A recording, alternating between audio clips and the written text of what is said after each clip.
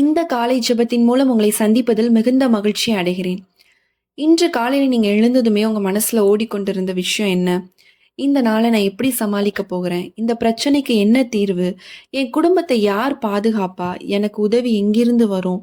என்று ஒருவேளை நீங்க யோசிச்சு கொண்டு இருக்கலாம். ஆனா, இன்று தேவன் உங்களுக்கு ஒரு அற்புதமான ஒரு பதில ஆண்டவர் இன்று உங்களுக்கு கொடுக்கப் போகிறார். உங்க உதவி மனுஷங்க கிட்ட இருந்து அல்ல. உங்க உதவி பரத்திலிருந்து தேவனிடத்திலிருந்து அந்த உதவி வரப்போகிறது இந்த நாள்ல. அதாவது ஆண்டவரோட தயவினால் இந்த நாள நீங்க கடக்க, அந்த மாதத்தை, இந்த வருடத்தை கடக்க ஆண்டவர் அவருடைய தயவினால இந்த நாள என்ன பண்ண போறார் அப்படின்னா, உங்கள ஆளுகை செய்ய போகிறார். இன்றைக்கு கூட நம்ம ஒரு அதிகாரத்த எடுத்து நம்ம அத தியானித்து, அதற்காக நம்ம விசேஷமாக ஜெபிக்க போகிறோம். இந்த வீடியோ நீங்க ஃபுல்லா பாருங்க. நிச்சயமா ஆண்டவர் உங்களோடு கூட பேசுவார்.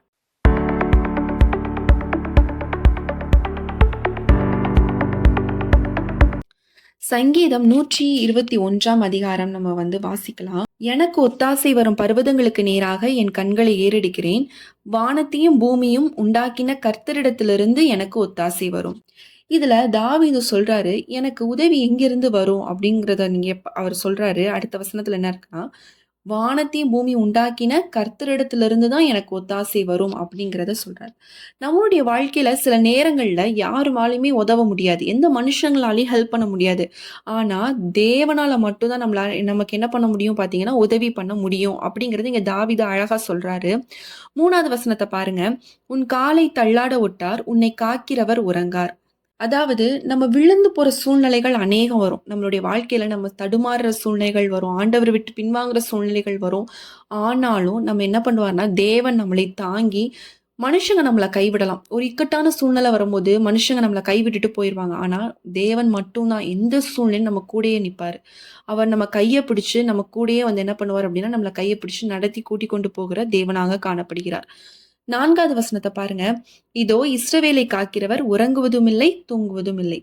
நம்ம தூங்கும்போது கூட தேவன் நம்மளை பாதுகாக்கிற தேவனாக அவர் என்ன பண்றார்? காணப்படுகிறார். நம்ம வீட்டையும் சரி, நம்மளுடைய குடும்பத்தையும் சரி, நம்மளுடைய எதிர்காலத்தை அவர் எந்நேரமும் நம்மள கண்ணோக்கி நம் மீது கண்ணின் மணி போல நம்மை பாதுகாக்கிற தேவனாக அவர் காணப்படுகிறார் அப்படிங்கிறத நம்ம இங்க அழகா பார்க்கிறோம். 5ஆம் வசனம் மற்றும் 6ஆம் வசனத்துல பாருங்க. கர்த்தர் உன்னை காக்கிறவர், அவர் உன் வலது பக்கத்திலே உனக்கு நிழலாய் இருக்கிறார். பகலிலே வெயிலாகிலும் இரவிலே நிலவாகிலும் உன்னை சேதப்படுத்துவதில்லை. இந்த வசனத்துல என்ன சொல்லப்பட்டிருக்கு அப்படின்னா, ஆண்டவர் உங்களை பாதுகாக்கிறவர். எந்த சூழ்நிலை ஆகிலும், எந்த நேரத்திலும் எதுவும் உங்களை சேதப்படுத்தாது. உங்களுக்கான பாதுகாப்பு எப்பொழுதுமே ஆண்டவர் உங்க கூட இருக்கிறார். 7வது வசனத்தை பாருங்க. கர்த்தர் உன்னை எல்லா தீங்குக்கும் விலக்கி காப்பார், அவர் உன் ஆத்துமாவை காப்பார். எல்லா தீங்குக்கும், அதாவது ஒரு சில தீங்கு நீங்க சொல்ல வரக்கூடிய எல்லா ஆபத்துகளுக்கும் நீங்களாக்கி காப்பார். ஏன்னா தேவன் உங்க கூடயே இருக்கிறனால அவர் எல்லா தீங்குகளுக்கும் என்ன பண்றாருன்னா, உங்களை நீங்களாக்கி காக்கிற தேவனாக அவர் காணப்படுகிறார். 8வது வசனம் பாருங்க. கர்த்தர் உன் போக்கையும் உன் வரத்தையும் இது முதற்கொண்டு என்றென்றைக்கும் காப்பார் அப்படின்னு சொல்லி நம்ம இங்க பார்க்கிறோம். அதாவது நம்ம போற இடமா இருக்கலாம். நம்ம ஒரு இடத்துக்கு போறோம். இந்த நாட்கள்ல தான் இந்த ஆபத்துக்கள் அநேகமா நடந்து கொண்டு இருக்குது.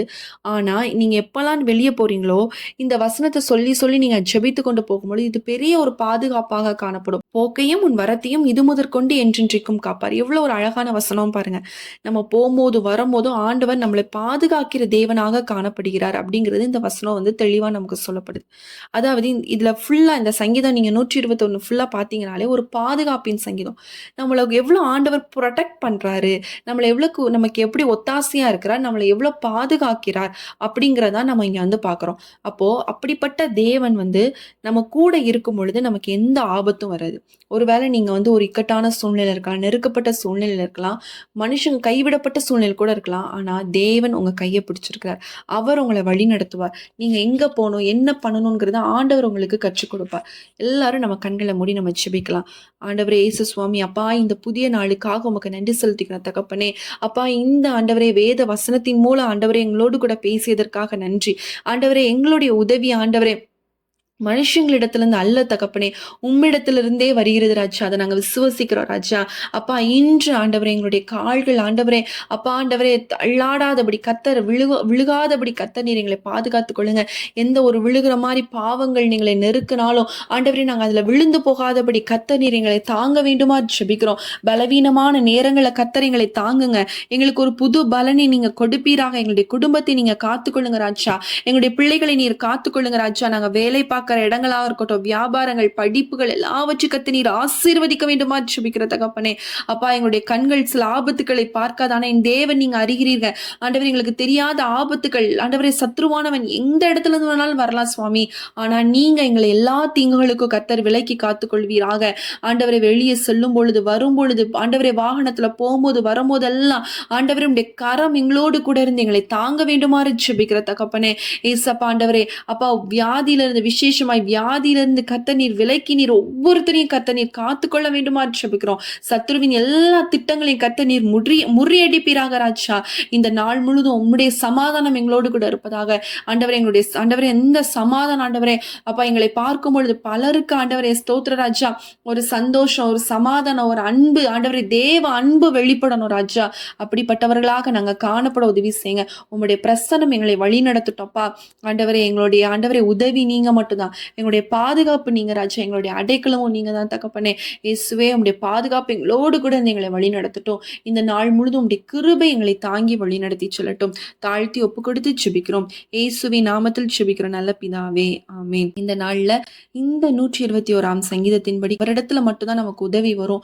அவர் தான் நம்மளை பாதுகாக்கிற தேவன். நம்மளுடைய போக்கையும் வரத்தையும் எல்லாவற்றையும் எல்லா தீங்குகளுக்கும் கர்த்தர் நிச்சயமாக இந்த நாள்ல இருந்து கர்த்தர் உங்களை விலக்கி காப்பார். உங்களுக்கு ஒரு பாதுகாப்பை கட்டளையிடுவார். தேவன் உங்களோடு கூட இருக்கிறார். விசுவாசத்தோடு நீங்க ஒவ்வொரு இடமும் போகும் பொழுது ஜெபித்து ஜெபித்து போங்க. கர்த்தர் நிச்சயமாக உங்களுடைய காரியங்கள் எல்லாவற்றையும் வாய்க்க பண்ணுவார். இந்த வீடியோ உங்களுக்கு ரொம்ப யூஸ்ஃபுல்லாக இருந்திருக்கும் என்று சொல்லி நான் கர்த்தருக்குள் விசுவாசிக்கிறேன். இதை நீங்க அநேகருக்கு ஷேர் பண்ணுங்க. உங்களுக்கு ஜெப குறிப்புகள் இருக்கும் அப்படின்னா ஸ்கிரீன்ல தெரியக்கூடிய வாட்ஸ்அப் நம்பருக்கு மெசேஜ் பண்ணுங்க, இல்லைன்னா வாய்ஸ் நோட் பண்ணுங்க. கண்டிப்பா நாங்க உங்களுக்காக ஜெபிக்கிறோம். மீண்டும் உங்களை அடுத்த ஒரு வீடியோல சந்திக்கிறேன். கர்த்தர் உங்களை ஆசீர்வதிப்பாராக. ஆமென்.